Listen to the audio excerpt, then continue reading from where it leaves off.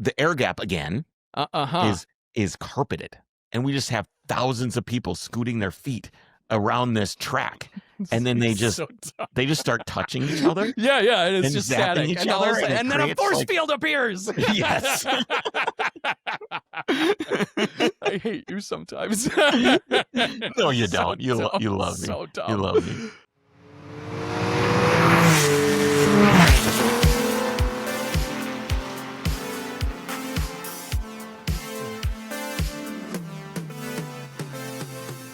Hey guys, welcome to Overcrest. I'm Kris. And I'm Jake. And we have a forceful episode for you guys today. I'm excited. Yeah. Jake has been bragging about this episode. He called me. I'm screwing in light bulbs, like working on the new house, changing light fixtures, and he called me up and he made me quit everything that I was doing so that he could read part of his monologue with this episode. So I'm excited for it. As with anything else, it's like I stumble upon this weird factoid somewhere, and I was like, no way, that can't be. And then I go down this rabbit hole, and I start researching. You just sounded like the no way guy from Instagram. No way. But like, I'm not, I should clarify that this is not me like looking or being in podcast mode. This is me just like scrolling social media or Instagram or something, and I'll see something. And be like, no way. And then I start looking at it, and I go, oh, okay, this is like fascinating, and I start building out, a research document. So yeah, that's why I was so excited, because I stumbled upon this and I was like, this is bizarre and crazy. So I'm excited. I'm here for it. All right. Let's go. Let's all right. I everybody's prepared waiting, a little Jake. clip for you that I think would be a fun little intro. Okay. So you can go ahead and play that.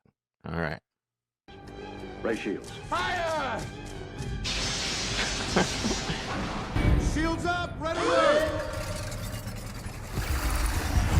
Now that we're DMCA'd out of our mind. Good. And this means what exactly?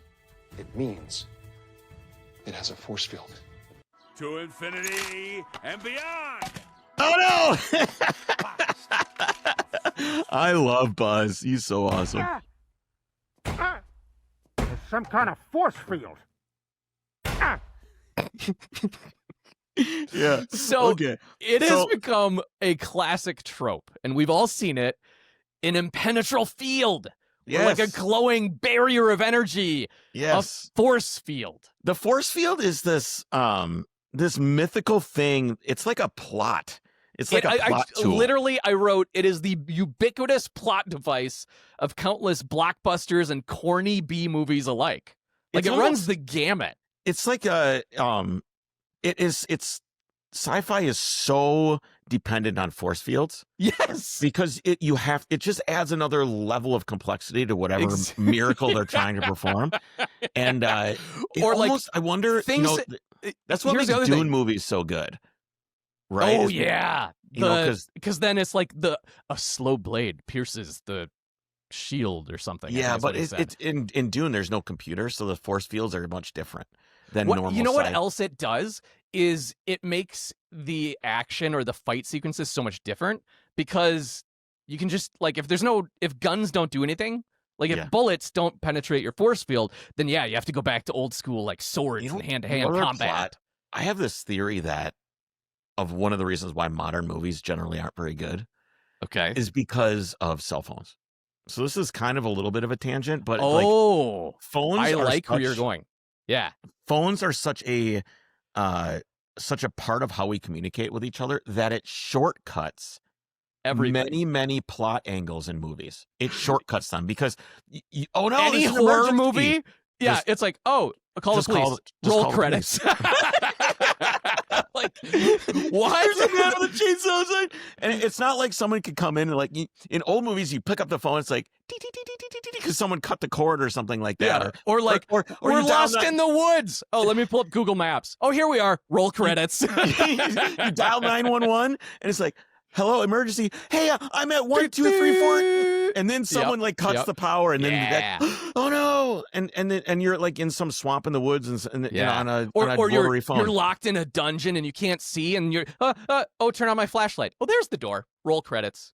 Like there's so many. Yeah, you're right. I like that. The cell phones have ruined cinema. There's It no ruins cinema. excitement, no adventure. That's why you see like all these movies that are set in kind of like the 70s, 80s period now.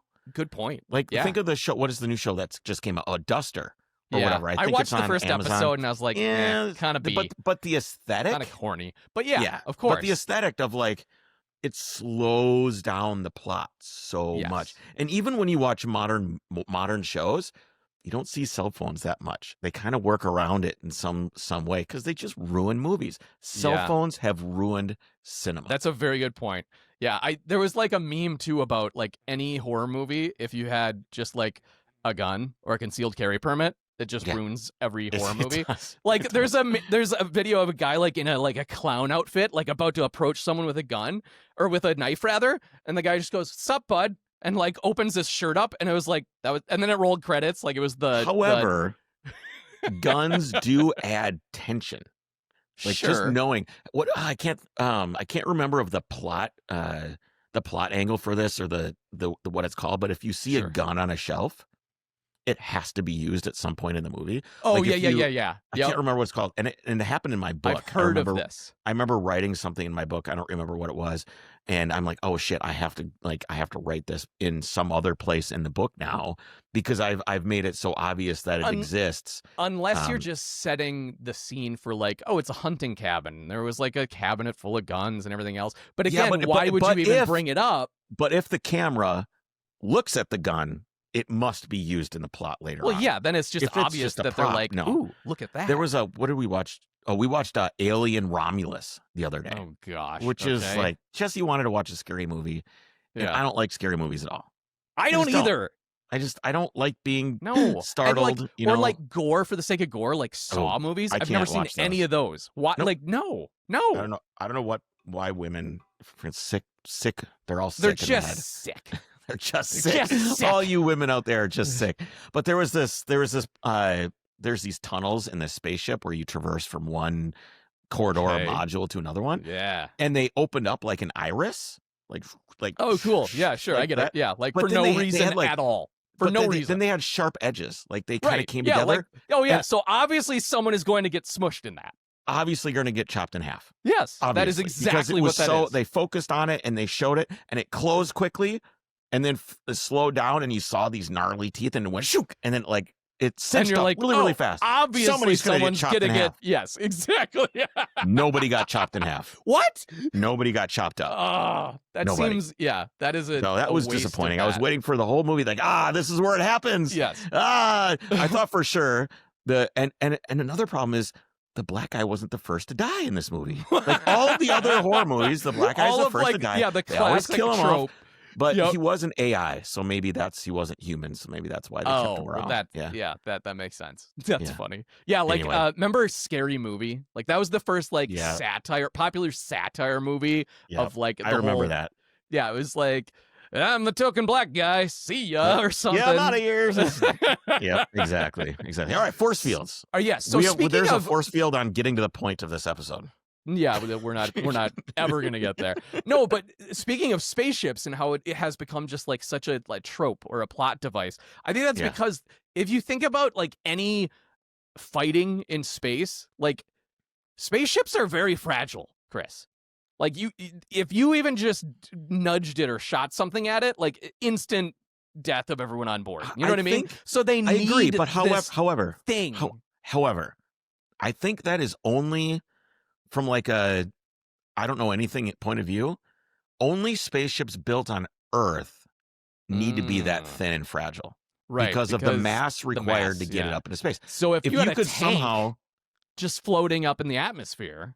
Sure, but you'd have to get it there. I'm just saying, if you were able to bring raw materials, you need to mine the comet or the asteroid for the raw materials. Because then you can make it as thick as you want. However, there's still mass. There's still mass to deal with, right? So you still have to move mass back and forth. Accelerating mass in space still takes effort because you're moving mass. So it creates its own gravity. Also ruins like any Star Wars like TIE fighter like dogfight. Like they don't move like that in space. It'd just be constant motion, and it takes so much energy to turn directions. Like, it doesn't work at all. What really like bothered that. me is what they had that plot device where the ship instantly went to light speed and like shot through the other ship and broke it. Terrible. Oh yes, Terrible. that was like that they hadn't ever addressed before, and So now all you have to do is send a ship at light speed into another ship, and right, and it's dead. Like, why didn't they do that with the Deus Death Ex Star? Machina of Star Wars. Star Wars is ruined 100% forever. it is.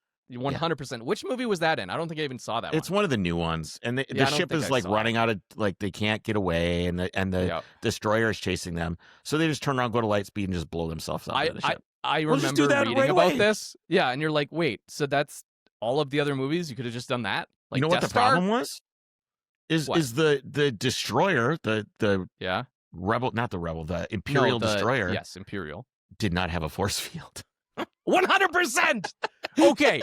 So yes, thank you, Kris. That's a way to bring it back. So yes, it's such like just a ubiquitous plot device that is pure classic science fiction. Or is it? Mm. The year was 1980. It was a sweltering August day in South Carolina. The Specialist was flown across the country to investigate the phenomenon that had been reported at one of the company's many industrial production plants. Exact details of the anomaly had not yet been reported, only that help was needed immediately to resume production. When he arrived, he found the factory technicians standing outside. We are talking nonfiction now, right? So let's just be This clear. is 100% a true account. 1980, Okay. South Carolina. I just I'm wanted to get that point across. Leaving details out to make it more dramatic and set the stage. That's But fine. We'll get I just into want everybody to specifics. know that this happened. This happened. There are multiple accounts written, this documented. This happened. Okay. So this guy who is a specialist is flown out by the company to a production plant in South Carolina. It's a sweltering, August day. So he gets there, and when he arrives, he found the factory technicians are all standing outside. They had refused to enter the main factory floor, warning the specialist that it was, quote, best not to get too close this morning because it's acting real strange. I've seen a lot of science fiction movies start this way. The specialist dismissed their advice, assuring them he was an expert. As he entered the plant, the outside morning air was already 80 degrees, with the humidity at an even more oppressive 80%. Must have made donning his safety gear especially uncomfortable, but nonetheless, he followed protocol and entered the noisy heart of this industrial machine. As he made his way through the various equipment, he finally understood and witnessed firsthand this unexplained, otherworldly phenomenon. As he attempted to walk further along the machinery, he was stopped. Not by choice, not by shock, not by some mental breakdown. He was literally, physically stopped in his tracks. Quote, it was impossible to walk any further than the center of the area. Something like a force field was present at the center of the area that felt like a solid wall. What does that mean? What do you mean? There was a force field, Kris, that was created in 1980. What did it feel like? Did it feel like Well, let's back up. Let's back up. That was the teaser. What do you think it felt like? I'm thinking I don't know. Like if you took a Ziploc bag, and overinflated it and then like poked it, like that's what I feel like a little bit of give, but like a little bit, just but you can't move. Or like a beach ball, like an overinflated beach ball, where it's like just a tiny bit squishy. I don't know, Kris. All right. This concept of a force field actually isn't new. We think of it as like science fiction, but the term itself dates back to the 1920s and 30s in physics, describing invisible regions of influence. Think gravitational fields, electromagnetic fields, that sort of thing. Then came the golden age of pulp science fiction novels. In the late 30s and 40s, space opera serials like Buck Rogers latched onto the scientific concept. John W. Campbell, editor of Astounding Science Fiction, popularized the term as a protective bubble in the story after story of his. And just like that, the term force field was firmly established in the collective lexicon of science fiction, a wild atomic age of ray guns and bubble helmets and little green men. Little green men. Yes. But while writers were imagining invisible barriers in outer space, back on Earth came the 1950s. The war was over. Space age. The boys were home. and America was buying. Suburbs exploded outward like dandelions. Homes filled with televisions, dishwashers, shiny new cars, and every kind of convenient modern marvel the average American could get their hands on. It was the age of consumerism, a boom in household innovations, the era of convenience and products that made it possible. You know who else has products that are miraculous and make possible working on your own car, your European car? FCP Euro. FCP Euro, Kris. Yes. That's right. BMW, Porsche, Volvo, Audi, Volkswagen, and more. Catalog is a one-stop shop with over 275,000 unique products, including expert-assembled kits to make shopping simpler. Whether you're doing a suspension overhaul, oil change, or anything else, the kits take all the guesswork out of the process, and you know exactly what you need for the job. You can also follow their tutorials online. They have great videos about how to do every job that they have. Plus, every product is backed by a lifetime replacement guarantee. Even wear items like wiper blades, brake pads, oil filters. And with the opening of their Mesa, Arizona distribution center, they are now shipping parts from both coasts, serving most of the country in 3 days or less. Check them out at fcpeuro.com and take advantage of free shipping on any order over $49. All right. So quietly, behind so many of these everyday miracles were the companies manufacturing them. You know, every dishwasher, every KitchenAid appliance, every plastic doodad that was, you know, new Had to and be made. miraculous. Had to be It made. was made. Yes. And one Probably such company. here. Where? Well, In America. yes, 100% it was. 50s, One 60s, such yeah. company started right here in our own backyard, Kris. Ooh. The Minnesota Mining and Manufacturing Company originally started life in the early 1900s as a tiny operation digging up minerals for sandpaper. By the time the 50s hit, they were no longer just mining and grinding rocks. The company, which decided to use its initials instead, became a global powerhouse of invention and industry, 3M. I did not know how they got their name. Minerals, manufacturing, and mining? Minnesota Mining and Manufacturing. Okay. My grandpa, I remember, would always talk about, oh, how's Minnesota mining, to my dad, you know, because he was a lifer at 3M. And so everyone from, you know, that generation still thought of it as Minnesota Mining and Manufacturing. Oh, you work over at Minnesota Mining, yeah? What are they up to these days? How's mining treating you? It's a good idea to change it to 3M because They don't do mining. Minnesota. Well, And also, you're right. It makes it too localized, right? it does. Yeah, Minnesota. that's too localized. Plus, Yes. it's Minnesota. You know, nobody cares about Yes. Minnesota. They just don't. I guess not. But No. 3M is now ubiquitous around the world as a monster. I mean, the best thing exported out of Minnesota is Overcrest, Correct. to be hon- yes. to be honest. Yes, by far. Yeah. by far. So, yes, 3M, I'm sure you probably know. It's ubiquitous as an industrial R&D powerhouse. The laundry list of their patents is seemingly endless. I'm just going to go down a few and see if you knew all these, Kris.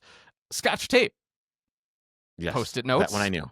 masking Yes. tape. They literally invented masking tape. Scotch guard, they invented. Yeah. VHB Which is tape. is that like a Teflon competitor? Scotch guard? Scotch Guard? No, Kind of? Scotch guard is like, think about originally Like it carpet was and used. fabrics and... Yes, it's a hydrophobic coating. Okay. Teflon That you pay is- extra for when you go to Home Depot. Yes. Yeah, well, it's on the carpet. Oh, and, with you know. Scotch guard. Yeah, you're Yeah, right. exactly. Okay, got it. VHB tape that can literally hold a skyscraper window in place. That's all like a 3M tape, believe it or not. Yeah, like aren't airplanes kind of held together with a lot of this tape? A lot as of well? adhesive, yeah. Actually, okay, so my dad was in R&D at 3M, and I remember we we got a new aluminum roll-in dock up at the cabin, and so we're putting the dock in the spring, and it is like cold and wet. It's probably 40 degrees. We got our waders on, and it's pouring rain. And he has a roll of tape to put on top of this new dock so that I forget why he did this. There was something he had to tape together. And I was like, there's no way this is sticking to cold aluminum when it's wet. And he brings this roll out without any branding, without anything. It's bigger than a normal roll of anything should be. And he goes, this is not allowed to be produced yet. This is straight off the floor. I got it as a sample. And let's just say, don't touch the inside of this because it will stick to anything no matter what. And sure enough, I couldn't believe it. Cold, wet aluminum. You pushed it on there, and there was no way you were getting that stuff off. So adhesives alone give it to me. Give it to me. are amazing. Well, I don't know where it went. This was 20 years ago. Oh, jeez. Well, it must be commercially available now. Maybe. Why can't I buy Or this stuff? maybe Is it not. available somewhere that I can buy special 3M tape that's not at Home Depot? Probably. Yeah. I don't know. Look up VHB tape. Again, I don't know though, what that is. this was a brand new aluminum dock. Yeah. It's all in the prep, Jake. Have you know the red yeah, because if it double-sided? was dirt, right? If it was dirt, it would not have stuck. Like the you red can't get through double-sided that. 3M tape. Yep, It's got I know. like the I have red. a whole roll of it. Yep. If I use it all the time for things. If Yeah. you prep and use alcohol and you get everything really Yeah. clean Yeah. and you put something together, you cannot. It is you have to almost twist things to get them apart. You cannot. You Yes. can't pull them apart. Oh, And anyway, sorry. no, it's okay. Well, I was going to say, I just realized that VHB, it sounds like a really cool acronym. I'm pretty sure all that means is very high bond. Oh, Yeah. well, that's kind of a dumb acronym. They could have called it the S Super Sticky Tape. Yeah, I know. They should have more fun. Brands should have more fun with this behind Agreed. the. Yeah, not but behind the it's scenes, like mostly extra sticky. engineers. They could have right? like super sticky, extra sticky, super extra sticky, extra Ooh, yeah. extra super sticky, Ultimate extra sticky. sticky Ultra cube, stick. the- Hyper stick. Hyper tack.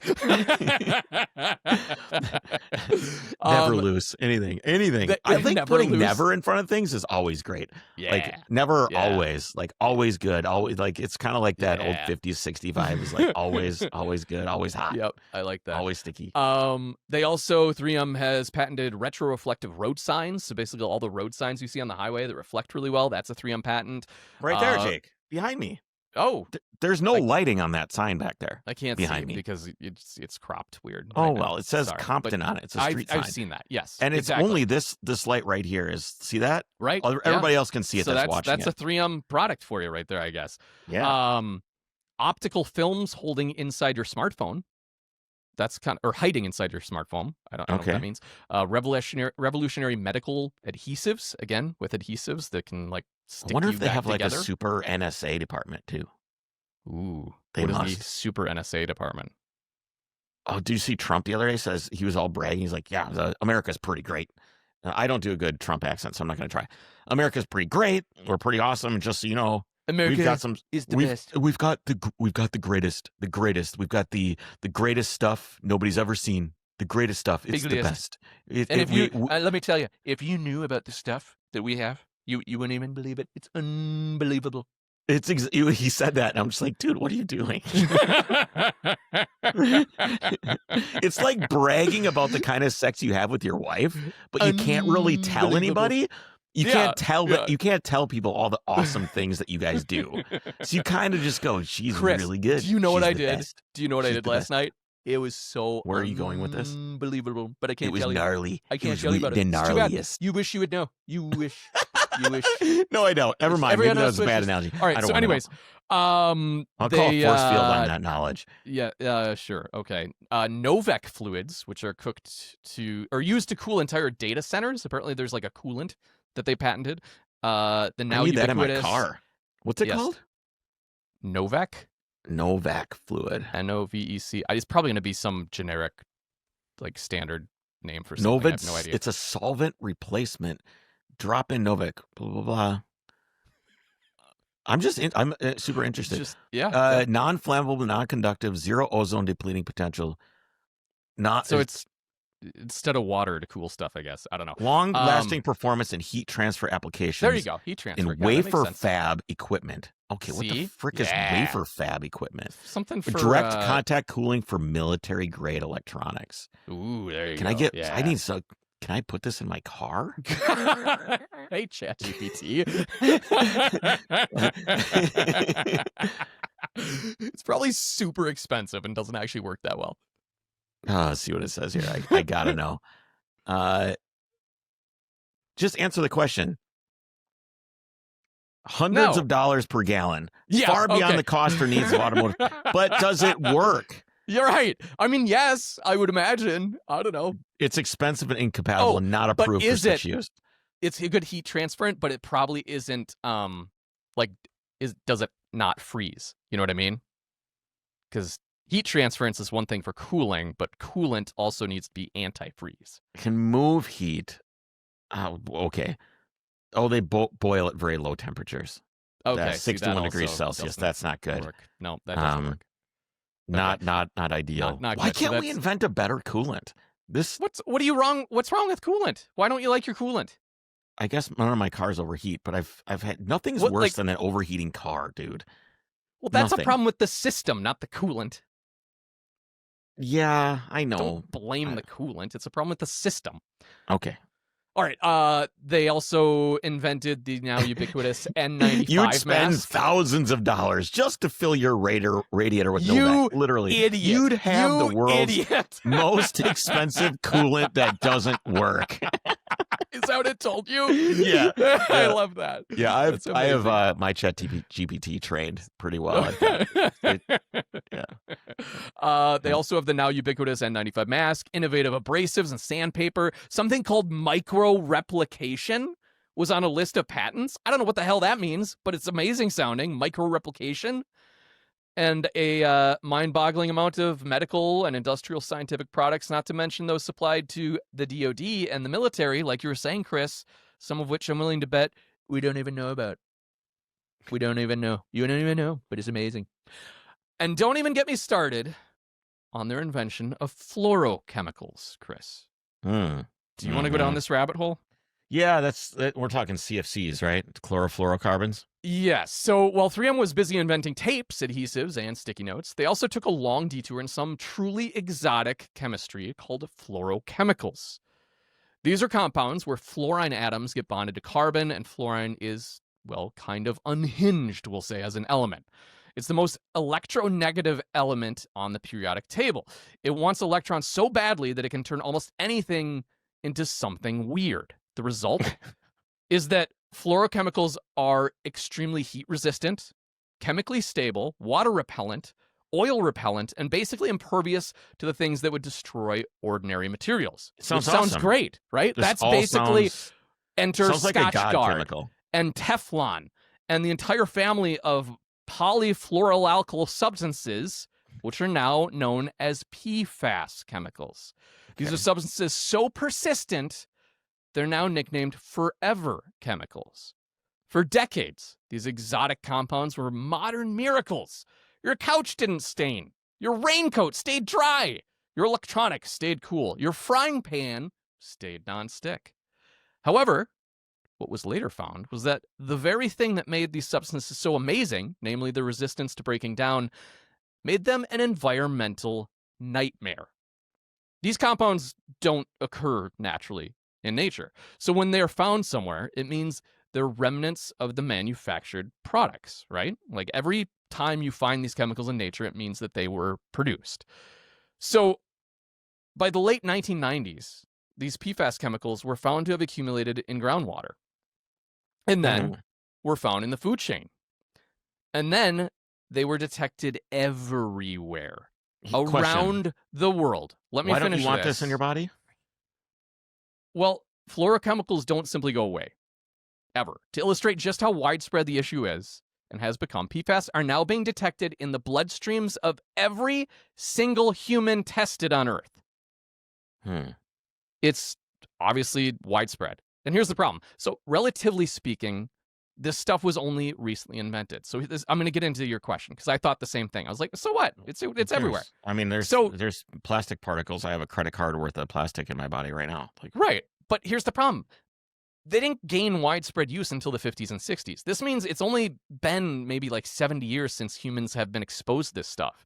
And while plenty of research has been done, the bottom line is that we don't really know what this stuff does to us long term. So far, PFAS exposure has been linked to hormonal disruption, immune system impacts, elevated cholesterol, liver damage, increased risk of certain cancers, and developmental problems in fetuses and infants. And manufacturers have faced billions in lawsuits over PFAS contamination. And as the regulations tighten, manufacturers are scrambling to phase out these substances entirely. It's a sad reality that hits especially close to home here for me, actually. 3M's global headquarters is less than 20 miles from where we live. And included production of these chemicals for decades right there on that site. Over the years, accidents happen. Chemicals got spilt. Byproducts of manufacturing were disposed of. Today, there are local lakes that you can't eat fish from. Our groundwater needs to be tested here, Kris, which is apparently why our house came with such an amazing and elaborate filtration setup. Residents qualify for subsidies for their need, or in some cases, delivery of clean water for free, for life. If I Jeez. find this in my groundwater, 3M has to pay me to have like 'Cause collagen you have a delivered well. for You have a life. well water. Yes, correct. Or for this filtration system that we have. I think there was a giant subsidy for it. So I digress. Let's get back to 3M, specifically their adhesives. Before we do, though, let's talk about adhesion to the road. I was just gonna. That's Yeah. that was a pretty good one. Yeah, Nokian I like it. tires and their newest tire, the Surpass AS01, definitely adheres to the road. It is a high-performance all-season tire made specifically for drivers who want the most out of their cars without sacrificing capability when the roads get slick. We all know too well how unpredictable the roads can be, whether you're out on one of our rallies, on your own adventure, or just running the grocery store. And so that's why the new Surpass AS01 is so great. It offers grip with a dedicated performance tire, but won't leave you stranded if the road or weather gets rough. Comes with a 55,000-mile warranty, Nokian tires pothole protection, and their guarantee. So check it out at nokiantires.com/surpass. All right. Okay, Kris. By the 70s and 80s, 3M had sprawling manufacturing facilities all over the U.S. Many of them focused on turning massive rolls of plastic film into highly specialized products. One such plant was producing pressure-sensitive adhesive tapes. You know, sticky tape. You might be Extra sticky. Yes, you might be tempted to tune out here. Sticky tape doesn't sound very exotic or sexy, but manufacturing tape at an industrial scale is surprisingly complex. To make pressure-sensitive Just think what everybody tape- did before tape, Jake. Hold on. Tape is amazing. Yeah. Just think of everything we had before tape. It You was had just to twine. mechanically It's somehow twine. adhere things. We had twine, Yeah. right? That was what we used was Yeah, I twine guess. or hemp. Twine. Or it Hemp I mean, I guess rope or depends whatever what, to, what are you taping? Yeah, but Well, you would like if you had a box, you'd put craft paper around the Okay, box. And yeah, I then you see have what like you're saying. twine Yeah. or something like that around Yeah. the box, or you'd have to somehow physically you have to constrict mechanically, contain. something. Yeah. Yes. Yeah. With no tape. There was Right. no, or I guess otherwise waterproofing or anything like that had to be some sort of tolerance that was extremely tight. Yeah, like, or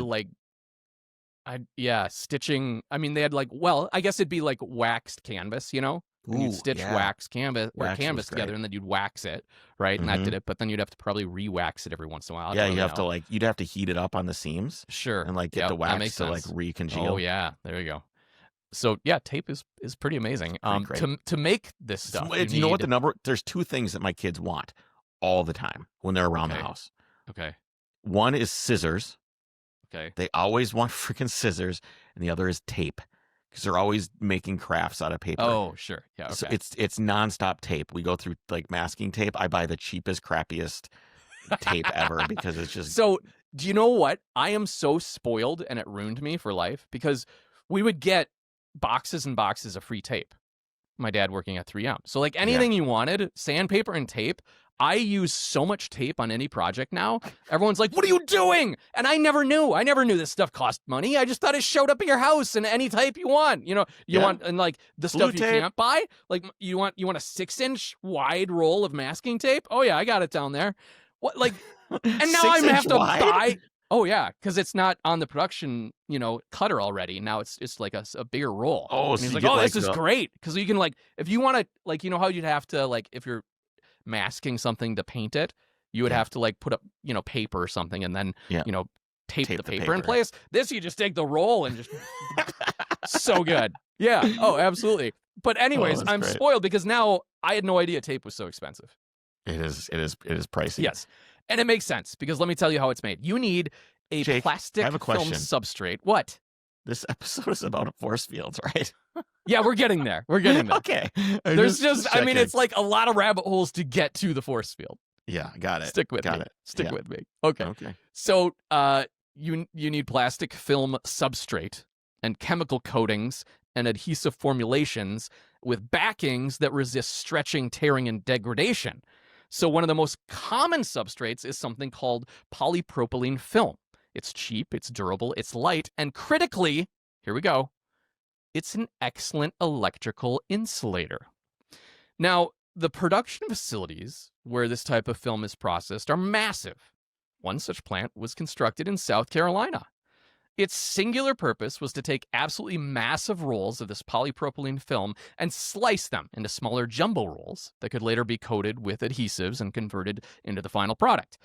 The machines that did this was named the Worldwide Slitter.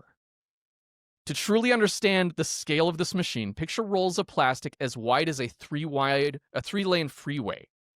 Each roll held 50,000 feet of material. This material was then pulled off these spools at a speed of 1,000 feet per minute. Holy smokes. It unwound the film vertically, flowing upwards 20 feet to overhead rollers, passing 20 feet horizontally, and then finally traveling downwards towards the slitting or cutting devices. This arrangement created what employees nicknamed the tent, a giant awning of speeding plastic. Now, normally this process worked fine, but then one summer, something changed. August, in the middle of South Carolina, is hot. Inside the what plant, happened. the temperature was over 100 degrees Fahrenheit. Humidity hovered at 95%. The air was thick, swampy, and oppressive. And as they ran the Oh, slitter so the that force day, field was just hot. no, it was not. Okay. It physically, just wait. Just Okay. wait. Okay. So Because as I they- felt that way when I walked outside yesterday. I was like, I don't want to go out here. It's hot. Listen to the craziness. So Okay. as they ran the slitter that day, operators began reporting something strange. Very strange. At first, it was just a weird feeling, a kind of pressure, a resistance, like walking into an invisible wall of jelly. One operator actually physically stopped in his tracks, unable to take another step forward toward the center of this tent. His hair was standing on end. His arms tingled. Something was there, but it was invisible. At first, management assumed this wall was just one odd report. I don't know. Maybe Bill was like high on something when he came into work. He's crazy. But then another worker experienced it, and another. No one could walk into the center of this plastic tent without feeling like they were hitting a literal wall. When researching this story, Kris, I came across later anecdotal accounts of events spread around the internet. One such account mentioned one of the factory employees being able to throw small washers and bolts at the field and watching them get bounced off and repelled of just nothing. So literally you can throw washers and coins into this area and it just bounces back at you. So no, it's not just hot. There is Okay. literally a field. Another mentioned throwing coins which would bounce off this invisible wall. And so when management was contacted about unexplained problems with the production, they sent out one of their scientists. Enter David E. Swenson. He was an engineer at 3M's Electrical Specialties Division, who specialized in electrostatics. Kris, are you paying attention? I feel like Yes, you're over here. electrostatics. No, I have something I feel want like to talk about with this. Oh, I'm boy. listening. Okay. Yeah, Okay. I'm listening. I'm so here. when he arrived early one morning to observe, he fully expected to find some simpler issue, improper grounding, or maybe some charged roller, a busted humidifier system, something like that. Instead, he found himself standing in the front of this slitter with the plant operators, and they warned him, don't go too close. It's acting real strange. And strange it was. Before even entering the factory floor, Swenson took readings with his handheld electrometer. As soon as he turned it on, the needle of the device pegged at 200 kilovolts per feet. This is a measurement, by the way, of 200 millivolts per electrostatic. Yes. Okay. So, and I get into a I've little never bit heard of that this. measurement before. No. So assuming it's a very specialized device. Assuming the device was broken, he started walking back to his car where the machine read normal. As he returned to the factory, the machine began to read off the scale again. The electrostatic charge was literally off the charts. His hair, too, began to stand on the end, and it felt like sparklers were hitting him from all sides, is what he reported. When he tried to walk through the corridor of the moving film, he slammed into an invisible and impenetrable wall. In a later technical paper, he recounts that, quote, "It was impossible to walk any further than the center of the area. Something like a force field was present. Though he could lean his weight forward, he could not pass through. Anybody near the wall was unable to turn and had to walk backward to get far enough from its effect." And as if that wasn't weird enough, at one point he observed a housefly that happened to enter the tent area. It flew toward the plastic web and got stuck mid-air. The static charge held it fast, unable to free itself. Eventually, it was pulled in completely and stuck directly to the film. This was not a metaphor. The actual fly was electrostatically immobilized in flight. The force field wasn't just blocking people, it was snaring insects. Now, let's pause here for a moment, Kris, because this is where my brain starts screaming. You've just accidentally created an invisible barrier that physically Why stops doesn't anybody humans care? from walking forward without any solid object, without any mechanical device. If this were science fiction, this is where the next chapter would begin. And we have stumbled upon something profound. Can this be harnessed? Can we scale it? How do we build the world's first true force field? Exactly. But no, we're not in science fiction, Kris. We're at a tape factory. And in a tape factory, you're supposed to be making tape. And production downtime costs money. The production manager was even recounted as saying, quote, "I didn't know whether to fix it or sell tickets." But realistically, it wasn't up to him. Production needed to continue, regardless of some odd reports that management saw. So they solved the problem and moved on. They surmised the issue was caused by static electricity, so they installed passive static eliminators, essentially an array of grounding rods and metal points positioned close to the film, discharging the accumulated static safely as the film unspooled. Once these were in place, the force field effect vanished. And with that, 3M resumed producing pressure-sensitive adhesive tape like nothing had ever happened. Mr. Swenson, this specialist, himself proposed that as the huge polypropylene web unwound, friction between the layers generated enormous static charges via something called It's the like rubbing your feet on the carpet. It's called, yes, it's called the triboelectric effect. Okay, so it's like when you either rub your feet on the carpet or rubbed a balloon on your head, you know, and your hair stands up. That's the triboelectric effect, aka static electricity. Here's how it actually works. Every material has a certain tendency to either give up or hold onto electrons. When two different materials touch, rub, or slide past each other, electrons can transfer from one to the other. The material that gains electrons becomes negatively charged, and the one that loses electrons becomes positively charged. This creates static electricity. The word tribo literally means to rub in Greek. So it's electricity generated by rubbing or friction. Now, Lots of great things are generated by rubbing. Yes, correct. Now, normally in your living room, I'm not going down that road. The static charge might amount to a few thousand volts, which to me sounds like a ton of power compared to like a 12-volt system in a car. But you need to remember that electricity is measured in both volts and amps. Volts can be thought of as electrical pressure, right? It's the potential for electricity to flow. It's like the water pressure in a hose. High voltage means the water wants to gush out, but it doesn't mean any water is actually moving. Amperage, on the other hand, is how much electrical current is actually flowing. This is the dangerous part. Even small amounts of current, say 0.1 amps, flowing through your body can be fatal. When you take the measured amps multiplied the volts, you get watts, which is the total measure of actual electrical energy or power. So static electricity is huge voltage with almost no amperage, which is why you can walk around charged to tens of thousands of volts without bursting into flames or something. Right. So when it came to the plastic rolls in the 3M plant, voltage was being generated in the range of millions of volts. But it wasn't just the voltage, it was the way the charge distributed itself. Polypropylene, being an insulator, allowed this charge to build without dissipating. The huge plastic tent acted like a giant capacitor. Even so, many experts have pointed out that a neutral body, such as a human, here you go, Kris, shouldn't have been pushed back under these circumstances. Electric charges can attract neutrally charged objects, but not repel them. So there was something else at work. Further speculation theorizes that the electric charge itself was moving at a very high speed due to the unrolling of the film. Two stationary objects with the same charge repel each other, but when moving, create magnetic fields around them that attract each other.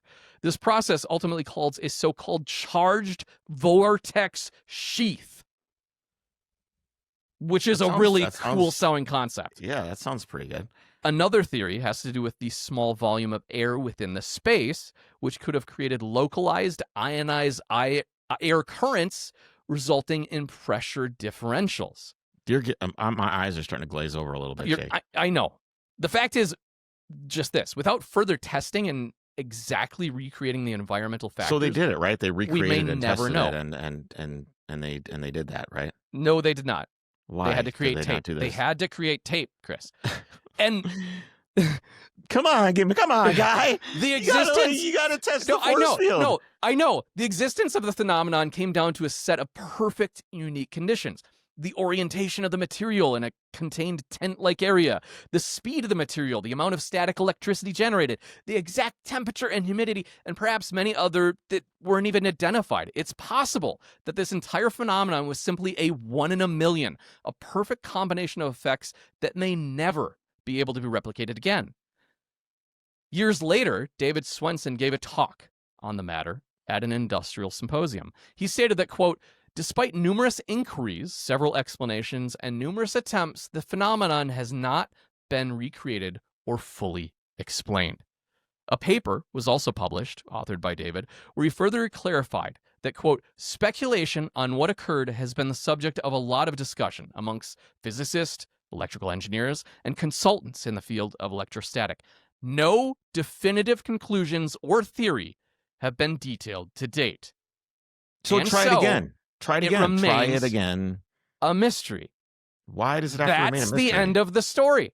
A singular accidental occurrence. It's unbelievable. That without further follow-up or industrial application, Kris, it never became of anything. That was it. It's unbelievable, the technology that we have. You have no idea.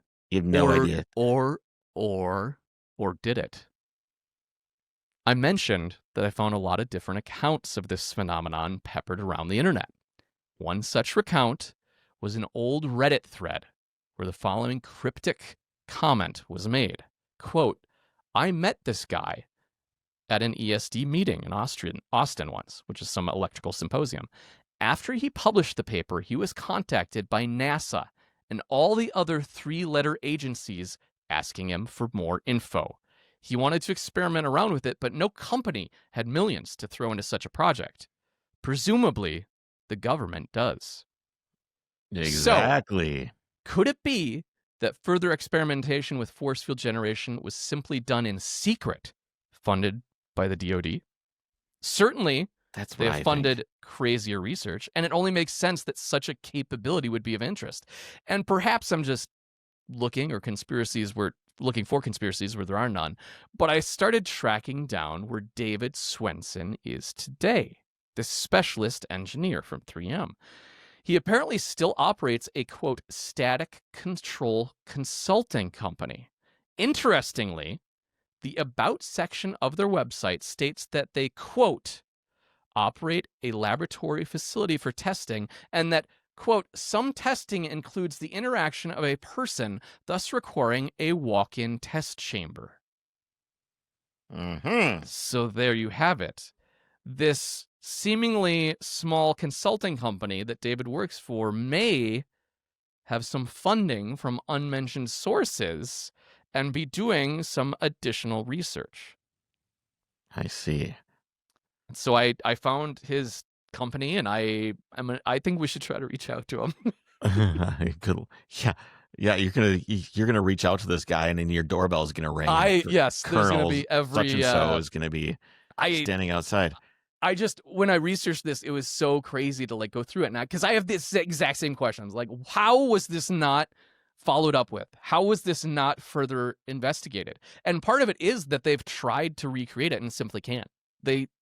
At least the experiments I had found, they don't have millions of dollars of budget to try to recreate this. Like some of the people were very skeptical and just thought that, well, like it couldn't have happened. Like it's not as explained. Sure, there was something going on there, but like you said, maybe it was just really hot and uncomfortable, and that's why it was stopped. Right. But then you have these other accounts of people throwing objects at it and it bouncing back at them. So here's what happened. I'm 100% sure. Oh, okay. Okay, I'm 100% Yeah, sure. yeah, 100% Someone sure. at 3M heard about this. 3M has government Yes, contracts. yes, Okay. they do. 3M has government contracts. Yes. Someone in Minnesota heard about what was going down south, and someone said, "Hey, we need to do some more research on this." And he said, "No, we don't." Wink, wink. And then it turned into a government thing, black booked, and that was it. That's why you don't. That's why research there was none. Right. They didn't That's even why start research quote, and kind of doesn't get follow bored. up. There's, It was shut down. boom, gone. But That's here is the because it got problem. black booked right away. As I mentioned, there could be so many other thousands of different small criteria and like factors that made this possible that it could have been that they still can't reproduce it, and it was just a weird 1 in a million, a perfect storm of no. conditions. Because you can create those conditions. You can create humidity. You can create temperature. You can create tape going at certain. You can and I'm sure that they found a better material to use than tape that creates more static electricity. 3M probably said, "Wow, this tape's really good. How do we modify this plastic tape to generate more static, not less?" Which is probably what they're like. "Oh, well, we need this to never happen again. We better make a tape that has less static properties." And by doing that, they figured out how to make more. So that goes to the government. So I was looking up how to figure out how to actually make a force field. And I was thinking about the 30,000-pound mop bomb that goes 200 feet in the ground and then blows up, right? I'm like, how do we deflect that? And we're talking about something that doesn't reflect a nut or a bolt or a washer or a Nerf dart. We're talking about a real 30,000-pound bomb coming in at Mach 1, which is like absolute a lot physics of energy. madness. Yes. The only way that this works is with plasma. Do you know what plasma is? Yeah, it's a when state of matter. It's a state of matter. It's like when you take like gas energy. and pump it full of energy, and it basically the electrons get ripped off the atoms, and what's left is a bunch of tiny angry particles flying around. Because these are charged, these particles have a charge. Okay. You can move them around with magnets. Right. Okay. So now you've got a giant cloud of angry glowing particles, but it doesn't just hang there. It wants to spread out, cool off, disappear, dissipate. So you have to hold it in place, and that's what the magnets are for. Not your fridge magnet, right? Not the magnets in your speakers. You need magnets so powerful that they enter a category of physics that feels illegal. I'm going to put some numbers on it. Are you ready? Yeah. Okay. So we're going to measure this in Teslas, not like a car. It's a Tesla measurement. So that's why it's called a Tesla. It's a magnet, right? It's a measure of magnetism. A fridge magnet is 0.005 Tesla. So 0.005. That's a thousandth. It's tens, hundreds, thousandth of a Tesla. So 5,000ths of a Tesla unit. An MRI at a hospital is 1.5. Okay, so just to give you a perspective of the difference there. Yeah. If you walk in with a wrench, it'll rip the wrench out of your hand. Or if you have metal in your body, or it's killed people. Yes, it does. It's killed people. You apart. Yep, absolutely. So to hold a plasma field dense enough to actually push back, you would need 200 Teslas, which is 5 times stronger than anything humanity ever physically held together, which doesn't seem that crazy. Every single inch of wire would be screaming to escape from the magnet. The coil doesn't even want to be a coil anymore. It wants to detonate into copper spaghetti under unbelievable pressure. So how many wires of coils are we talking about? It's not like a couple spools. It would be thousands. I love that this is what you were going down the rabbit hole with ChatGPT. Yes, this is as I was telling this story. Thousands of tons of superconducting cable, Jake. And you could not just use regular copper. It would melt instantly because this is so much energy. You'd have to cool all these massive coils down to just a few degrees above absolute zero. Sure, to be a liquid helium, giant refrigeration systems, all requiring even more energy. Let's just say somehow you got the magnet built. Okay, so you got the magnet and you've got your frozen supercoils humming away, but you still need to actually make the plasma. That means firing massive lasers or microwaves into the air to rip the atoms apart and keep the plasma alive. Non-stop. And if anything goes wrong, if the plasma collapses or the magnets twitch even slightly, you're not just flipping a breaker. The whole thing dumps its energy instantly, and everything nearby gets turned into a very brief, very exciting fireball. But how does this stop a bomb? Yes. As the bomb flies into this wall of superheated, highly charged particles, the plasma starts physically pushing it back like a dense fog of electricity. kind of like what was happening at 3M. And then the heat starts vaporizing the bomb's surface. The electric charges might even induce currents inside the metal bomb itself, heating it from within. And if you're lucky, you deflect it just a little, even a degree or two, and at that speed, a tiny nudge is enough to make it miss entirely. Okay. And this isn't just fantasy. We already do this inside fusion reactors. We've been holding plasma stable for years, but those machines are the size of buildings. They're giant donuts, and they just sit still, and they're nowhere near the amount of magnetism, copper, energy. It's the math works, the physics works, but the scale is just absolutely impossible. We don't have probably enough materials on Earth to do anything like this. Wow. Not even close. Not even close. So, well, you're building basically a floating star. Is what you're doing. So that concept of a charged vortex sheath is what they think was actually happening, that phenomenon. I looked that up too, and it's basically a boundary layer of like what you're talking about with like plasma structures and particles. And so that's what they think actually was being seen or felt, I guess would be more specific. Yeah, so that's the story of the time we literally accidentally made a force field. Sorry, I'm rabbit holing. How many AAA batteries does it take to build a plasma field? Don't do this. I know. This is... So if the field volume is 10 meters wide, that's 300 cubic meters of air, we would need 1.8 million AAA batteries to create the plasma wall once for a brief moment. So I'm just trying to understand how we would do this. How would we create... Not with AAA batteries. I can tell you that much. Yeah, no. I have to bring things into a scale that my mind actually understands. Yes. Because I really understand what you were telling me. Like, hey, this is tape. It's this wide. It goes up this high. I can really perceive. Big. I can perceive that in my mind. But when we just started getting into equations and random numbers and joules and teslas and stuff, I just kind of go, what the fuck are you talking about? It just doesn't make any sense to me anymore. You can't comprehend. Yeah, but I'm absolutely positive that it is in some government black book. But how would you use this? You'd have to have... That's just it. What is the actual application? I wonder if you had an underground building that was encased in an air gap. Right? Like a thermos almost, right? So you have just like this thermos right here. Yeah, so inside this thermos is a central corridor, and then you've got the external walls of this thermos. And inside is an air gap or sometimes foam or whatever.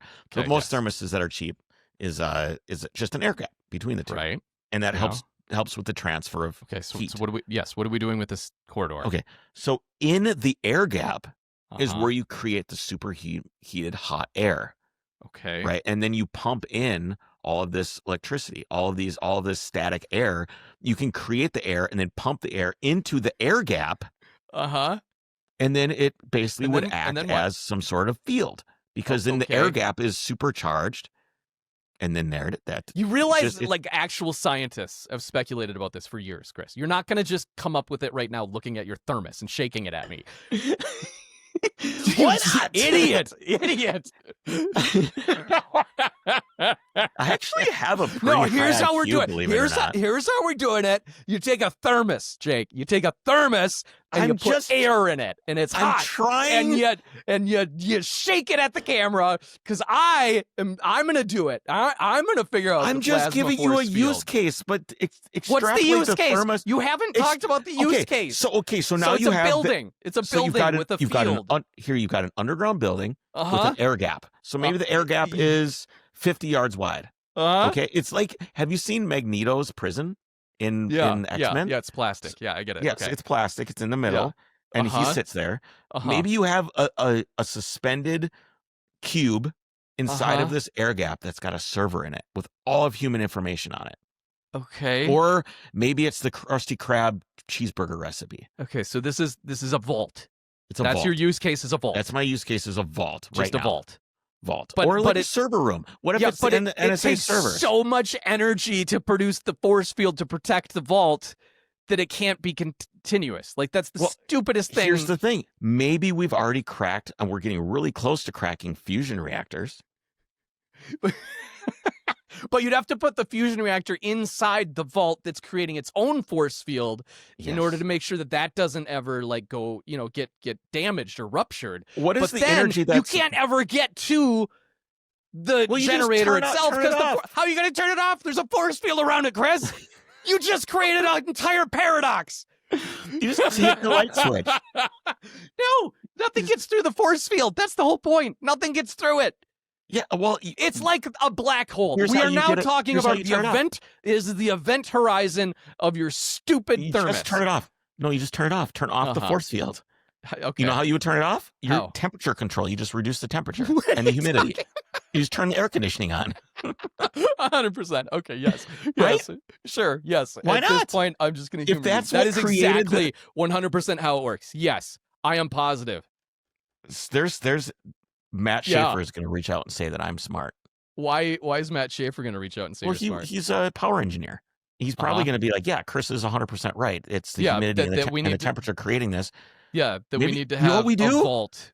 We What? take political prisoners, and rather Uh-huh. than just keep them in jail, we make the air gap again is carpeted, and we just have thousands of people scooting their feet around this track, and then they just So dumb. start touching each other. Yeah, and it's and just zapping static. each And, all of a other, sudden- and it and then a creates, force like- field appears. Yes.